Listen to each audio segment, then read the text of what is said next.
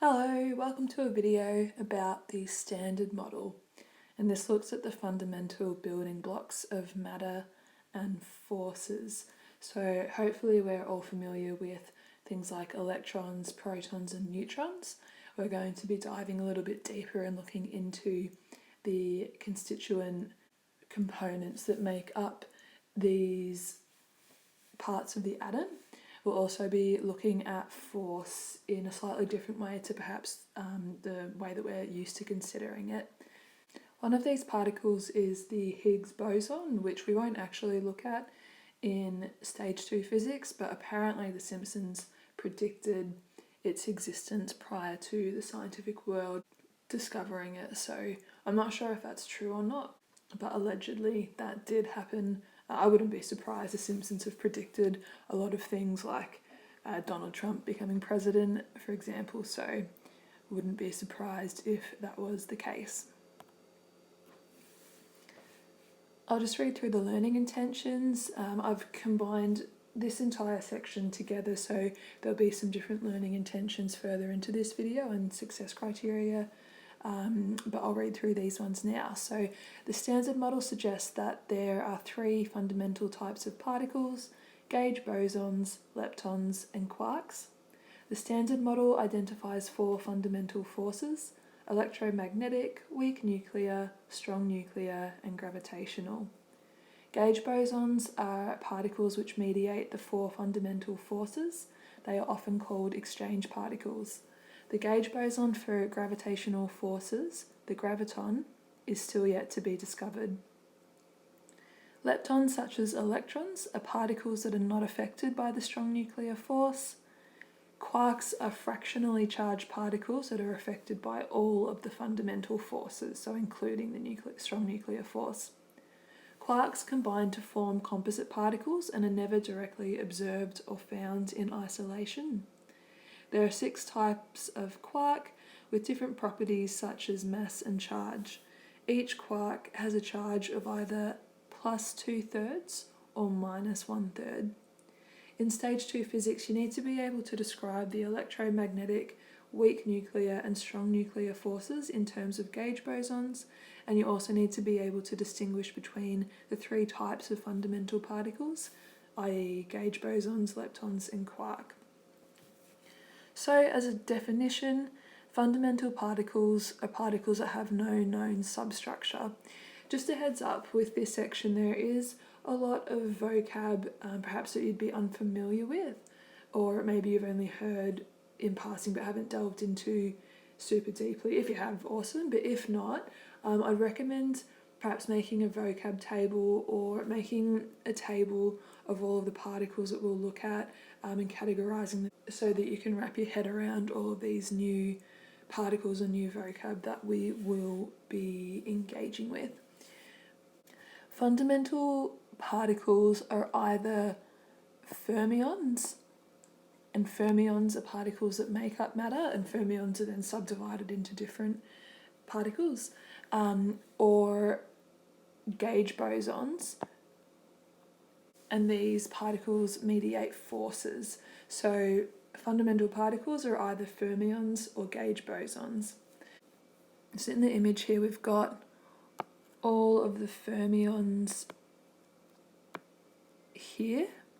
So these are your quarks and your leptons. And then we've got our bosons over here. And these bosons are particles, or gauge bosons are particles that mediate forces, whereas your fermions make up matter. In stage 2 physics, we're not going to look at the Higgs boson, we're only going to look at these gauge bosons here. We'll look at both leptons and quarks as well. So what we'll do now is we'll recap forces and then maybe try to reconsider forces in terms of the Standard Model, which is probably contrary to how we intuitively consider forces. So forces are defined as anything that changes an object's momentum. The fundamental forces are made up of the strong nuclear force. This acts between protons and neutrons so nucleons in the nucleus of an atom, and the strength is the strongest out of any of the forces, but it only acts over the distance of a proton, and once you go beyond that distance or that radius, then the force is quickly ineffective. The next force is electromagnetic, and this is responsible for the attraction and repulsion between unlike and like charges or magnetic fields. This has an infinite range, and it's the second strongest force, so it acts over an infinite amount of space, similarly to gravity. The weak nuclear force is involved in radioactive decay, and this is the third strongest force. It acts over the shortest distance, so it's less than the width of a proton that it acts across. And gravity is the last force, and it's the attraction between two objects with mass, or any two objects with mass. It's the weakest of all of the forces, but its range, like electromagnetic force, is also infinite. We've most likely previously thought of forces as being exerted on particles by fields, but in fact the Standard Model suggests that forces are actually exerted on or by particles through the exchange of other types of particles, and these particles are in this column here. So the strong nuclear force is mediated by something called a gluon. The electromagnetic force is mediated by a photon or photons, which we're probably familiar with. The weak nuclear force is mediated by W plus or minus and Z bosons, and gravity is mediated by the graviton, which is still theoretical, so it hasn't actually been discovered yet, but theoretically it exists. So this is a little bit of maybe mental gymnastics or mental adapting that we have to do. We have to reconsider forces as something that is mediated through the exchange of particles rather than something that can be experienced but isn't like a tangible object. So to reiterate, it's gauge bosons. So out of the fundamental particles, gauge bosons are the particles that mediate the four fundamental forces. Gauge bosons are sometimes referred to as exchange particles. In the Standard Model, repulsive forces are suggested to be the result of particles exchanging gauge bosons, such that each particle that's exchanging the gauge bosons is pushed backwards by the impulse, so the change in momentum, and this therefore conserves momentum. Attractive forces are modelled as particles exchanging gauge bosons such that each is pulled towards each other by the impulse or by the change in momentum, and this therefore conserves momentum. So it can be helpful to think about this using an analogy of inline skaters exchanging particles. So if you had a couple of people on like skates or rollerblades, if they were to throw footballs at each other, then they'd both experience backwards forces if they're throwing the ball forward in order to conserve momentum. Alternatively, for attractive forces, if the skaters were trying to grab the footballs off each other, then they'd be pulled together as they're exchanging their gauge bosons. So this is like a little analogy that might help you when considering this. With this diagram here, we've got two electrons that are, so electron A and electron B, that are approaching each other. Obviously they're electrons, so they're going to be mediated, or the force that each is going to experience is a repulsive electromagnetic force. What happens is, as these electrons approach each other, they each exchange photons, because if we go back to the previous slide, photons are the gauge boson that mediates the electromagnetic force, and after exchanging these photons, the electrons are deflected from their original paths and away from each other. So that is an example of generally how gauge bosons mediate the fundamental forces between bigger particles. Moving on to fermions, these are our fundamental matter particles. There's also 12 antimatter opposites to these fermions, and these fundamental particles and their antimatter opposites combine in various combinations to form matter. So now I'll take a look at fermions, and these are 12 fundamental particles as well as 12 antimatter opposites that comprise matter or combine in various combinations to form matter. So we've got leptons and quarks that make up fermions. Leptons are 6 fermions that are unaffected by the strong nuclear force. They are affected by the other forces, but just not the strong nuclear force. And this contrasts with how quarks are impacted by force. So leptons exchange W and Z bosons in mediating their weak nuclear force, and charged leptons, so electrons, muons, and tau, also exchange particles that mediate the electromagnetic force. So they're going to be exchanging photons because photons mediate the electromagnetic force. All charged leptons have an associated neutrino. This interacts weakly and it's got no charge or no mass. So an electron has an electron neutrino, a muon has a muon neutrino, and a tau has a tau neutrino. In a moment, we'll look at some of their antimatter opposites. Quarks are 6 fermions that are affected by the strong nuclear force as well as all of the other fundamental forces. Quarks combine to form hadrons, and hadrons are categorized into baryons or mesons. And the difference between baryons and mesons is how many quarks they are made of. So any combination of quarks is called a hadron, and hadrons are either baryons or mesons. Quarks are never found in isolation, so they're always going to be combined with other quarks to form hadrons. They're fractionally charged, so any quark will either have a plus 2/3 or a minus 1/3 charge, and this is the opposite for their antimatter counterparts, which we'll have a look at in a moment. The baryon or meson charge, or the hadron charge, is determined by adding the constituent charges. So the charge on any combination of quarks that is forming a bigger particle is going to be all of those charges of each of those quarks added together. The 6 quarks are up quarks, down charm, strange, top and bottom. So as I mentioned, all leptons have antilepton counterparts, and these have the opposite charge. They've also got the opposite lepton number as well, and we will look at lepton numbers later on in this video. So we're probably familiar with positrons and antineutrinos from nuclear decay last year, so in stage 1 physics. So a positron is exactly the same as an electron, same mass, but it's just got a positive charge rather than a negative charge. An antineutrino has a negative lepton number compared to a regular electron neutrino, which has a positive lepton number.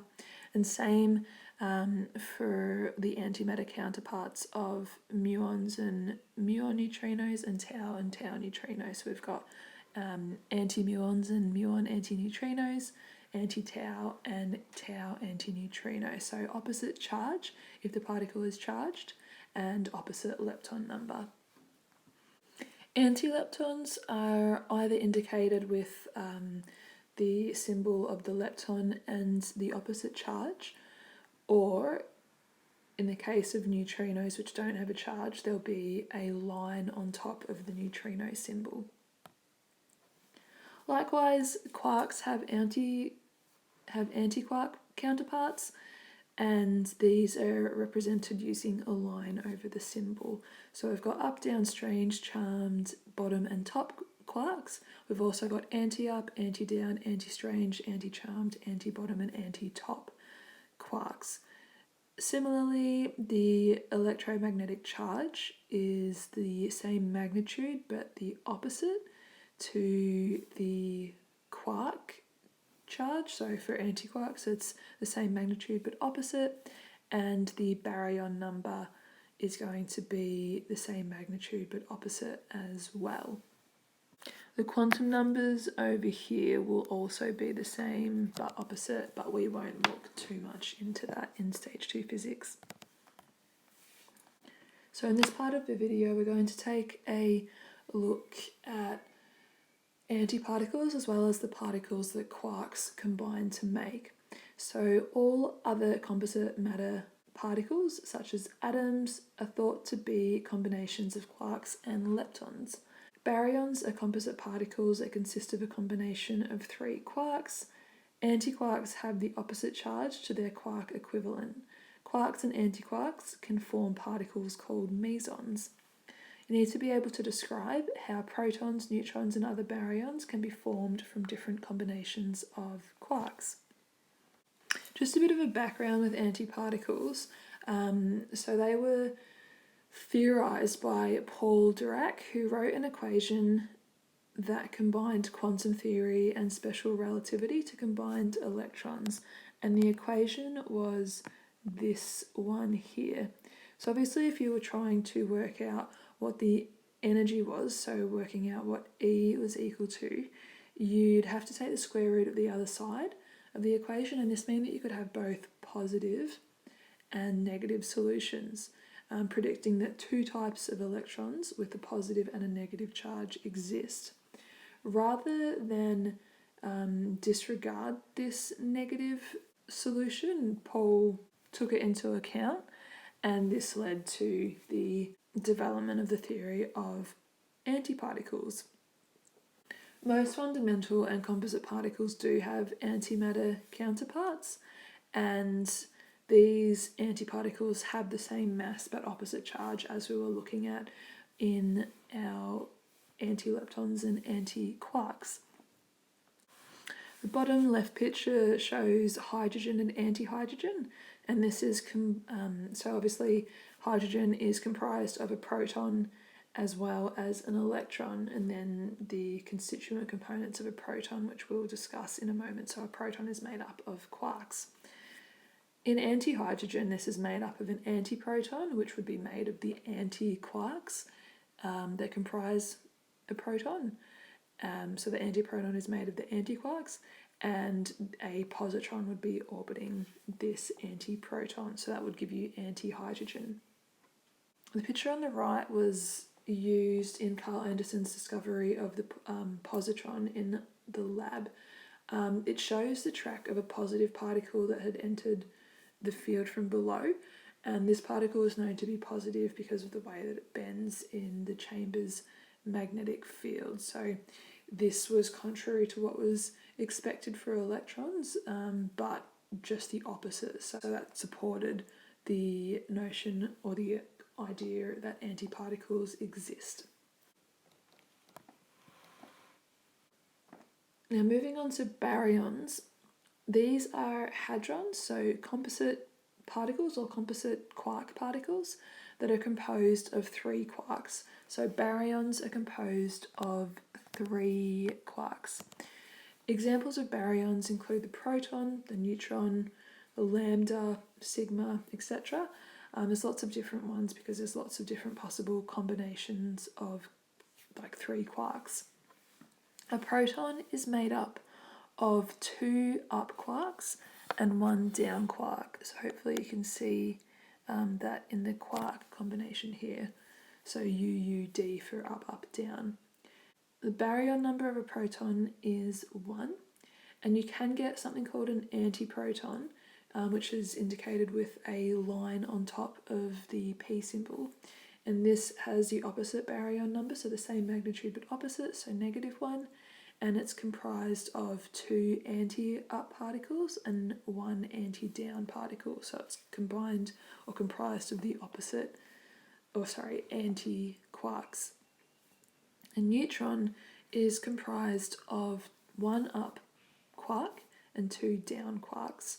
It has a baryon number of +1 as well, and its antineutron is also indicated with the line above the top of it, or the top of the N. It has the opposite baryon number, so -1, and it is comprised of 1 anti-up particle and 2 anti-down particles. So baryons are always composed of 3 quarks. The charge on each baryon is determined by adding the charges of the constituent quarks together. So we know that a proton has a charge of +1. If we go back to our table here, we can see that down quarks have a charge of -1/3 of the charge of a proton, or the charge of an electron, and up particles have a charge of +2/3 of a proton. The charges of a proton and an electron are the same, just opposite, so both of their magnitudes is going to be represented by an E. So if we go back to our baryon, we know that we've got 2 up charges, so 2 times +2/3, and then we've got 1 down charge, so 1 times -1/3. 2 times 2/3 is going to give us 4/3, and then 1 times -1/3 is going to give us -1/3, so 4/3 minus 1/3 is going to be 3/3, so we're going to end up with a +1 charge of a proton, so the magnitude of that charge, and that makes perfect sense because a proton has a charge of +1.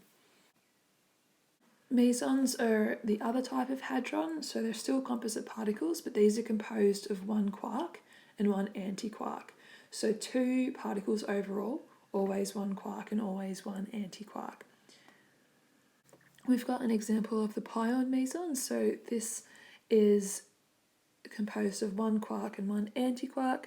Pion plus is composed of the up quark and anti-down quark. Pion negative is composed of the anti-up quark and the down quark, and pion 0 is composed of an up quark and an anti-up quark. In your notes, you might just have to draw a line on top of the D in the pion plus quark, as for some reason the image is missing it.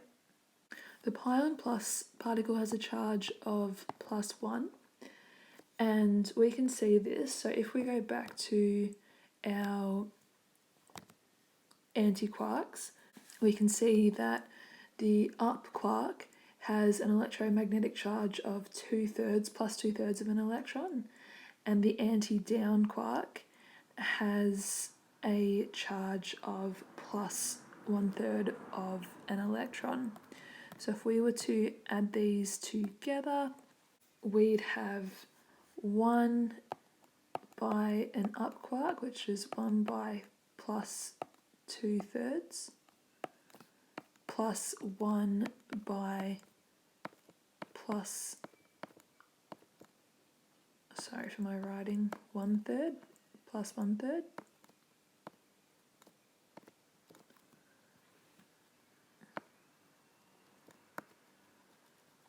Sorry, hopefully you can see that's a plus there. I'm using a dodgy stylus.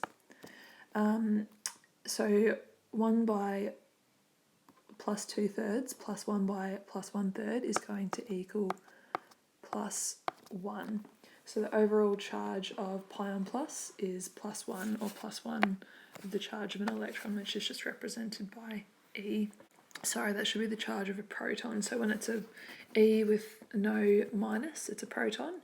Obviously the charge of a proton and an electron are the same, but an electron would just be E minus. So positive charge is going to be +1 E. The last section of this video looks at conservation laws, and looks within that at lepton numbers and baryon numbers. So every particle is assigned a lepton number and a baryon number. Lepton numbers can be one of 3 types. You can have an electronic lepton number, a muonic lepton number, and a tauonic lepton number, and these are represented with an L for a lepton number and then a subscript E, mu, or tau. The lepton number, regardless of type, for a lepton is +1 or 1, Antileptons have a lepton number of -1, and all other particles have a lepton number of 0. The baryon number of a quark is 1/3. Baryons have a baryon number of 1. Antiquarks have a baryon number of -1/3, and antibaryons have a baryon number of -1.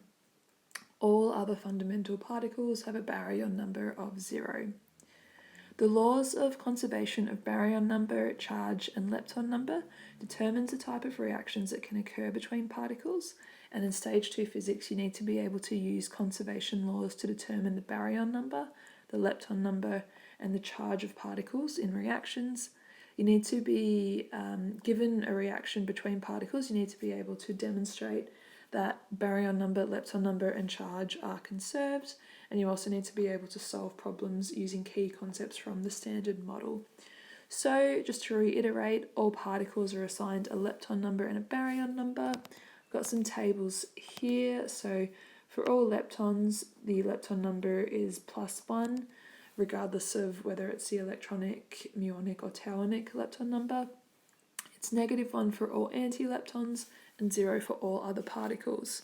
For baryon numbers, all baryons have a baryon number of +1, antibaryons have a baryon number of -1, quarks have a baryon number of 1/3, and antiquarks a baryon number of -1/3, and all other particles have 0 for their baryon number.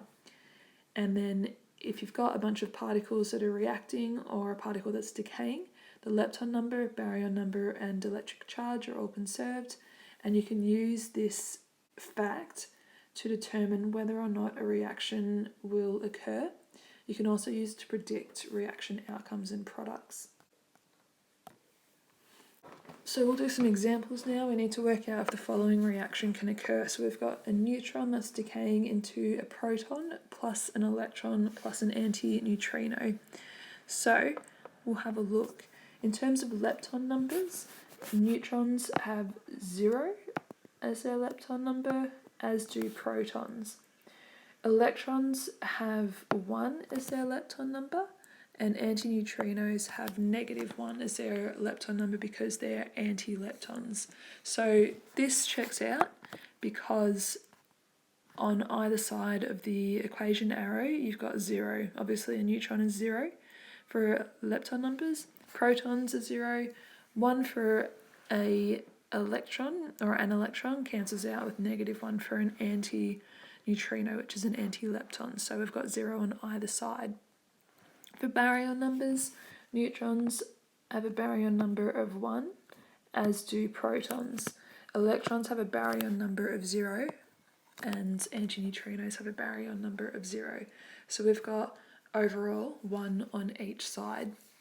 In terms of charge, neutrons have a neutrons have a 0 charge, protons have a positive charge, and electrons have a -1 charge, and then neutrinos don't have any charge.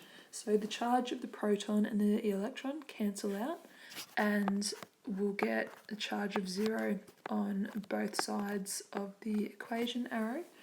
So because the lepton number, baryon number, and electric charge are all conserved, this reaction can occur, and we know that neutrons can decay into protons, electrons, and antineutrinos from our nuclear unit in year 11. So in our next example, we've got a negative kaon reacting with a proton to form a positive kaon and an antiproton. And we need to work out if this reaction can occur. In this situation here, we don't have any leptons, so our lepton numbers for all particles is going to be 0. So that checks out. Our baryon numbers are 0 for the kaon or the negative kaon because it is a meson, and then the proton is going to have a baryon number of 1.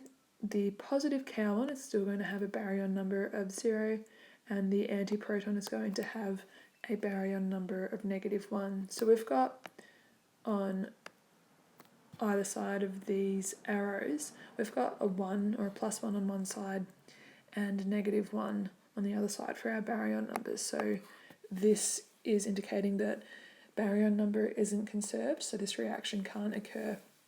We can do the electron or the electric charge as well, just for the fun of it. So a negative K1 is going to have an electric charge of -1. Proton has a electric charge of +1. A positive K1 has an electric charge of +1, and an antiproton has a electric charge of -1. So electric charge is still conserved here, but the fact that the baryon number is not means that this reaction can't occur. So this is an invalid reaction. This one up here is a valid reaction. In our last example, we're going to see if a muon can decay into a muon neutrino, an electron, and electron antineutrino. In this one, we're going to look at the lepton, baryon, and electric charge number or numbers, but we're also going to look at whether the electronic lepton number and muonic lepton numbers are conserved. So all of these particles are leptons, so they're going to have, or antileptons, so they're going to have positive or negative lepton numbers. A muon has a positive lepton number, as does a neutrino and an electron. A antineutrino has a negative lepton number. So we've got 1 on the left-hand side of the arrow, and we've got 1 + 1 + -1 on the right-hand side of the arrow. So we're going to have a lepton number of 1 on either side. So this part checks out, the lepton number is conserved. For the baryon number, none of these particles are baryons or quarks, so our baryon number is going to be 0 for every particle, so 0 on either side of the equation. This is conserved. For our charge, a muon has an electric charge of -1, a muon neutrino has no electric charge, an electron has an electric charge of -1, and an anti-electron neutrino has a charge of 0. So we've got -1 on both sides of the reaction arrow, so this also checks out. So our lepton, baryon, and electric charge numbers are all conserved. We're just going to double check the electronic lepton number to make sure that this is conserved. So a mu particle is going to have an electric lepton number or electronic lepton number of 0, as is a muon neutrino. An electron is going to have a electronic lepton number of 1, and an anti-electron neutrino is going to have an electronic lepton number of -1. So we've still got 0 on both sides of our reaction arrow, 0 on the left and 0 + 1 + -1 on the right, so 0 there. In terms of our muonic lepton number, a muon is going to have a muonic lepton number of 1, a muon neutrino is going to have a muonic lepton number of 1, and an electron and an anti-electron neutrino are going to have muonic lepton numbers of 0. So we've got 1 + 1 for our muonic lepton number on either side of the reaction arrow. So if we're looking at the lepton, baryon, and electric charge numbers, they're all conserved, and if we dive a little deeper and look at the electronic lepton number and muonic lepton number, these are also conserved, so this reaction is valid. Annihilation is the collision of a particle and its antiparticle counterpart that results in the release of energy and the disappearance of both particle and antiparticle. The energy released is predicted via the mass energy equivalence formula that we all know so well. Energy is equal to mass multiplied by the speed of light squared, so E equals mc squared. This image below actually records the annihilation of a proton and an antiproton. This was taken in 1955. And to finish up, we'll do a quick example. So an electron collides with a positron. Energy is released as 2 gamma ray photons, and we have to calculate the energy released in the annihilation, and we need to do this in mega electron volts. So to do this, we will be using E equals mc squared.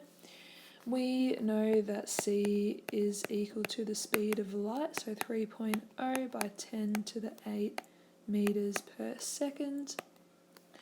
And we know that the mass of an electron is equal to 9.11 by 10 to the negative 31 kilograms. Then the mass of the positron, so E with a little plus, is going to be the same as the mass of the electron because the masses are the same, it's just the charge that is opposite. So our overall mass is going to be equal to mass of the electron plus mass of the positron. So to work this out, I'll do it in a different colour. We've got energy is equal to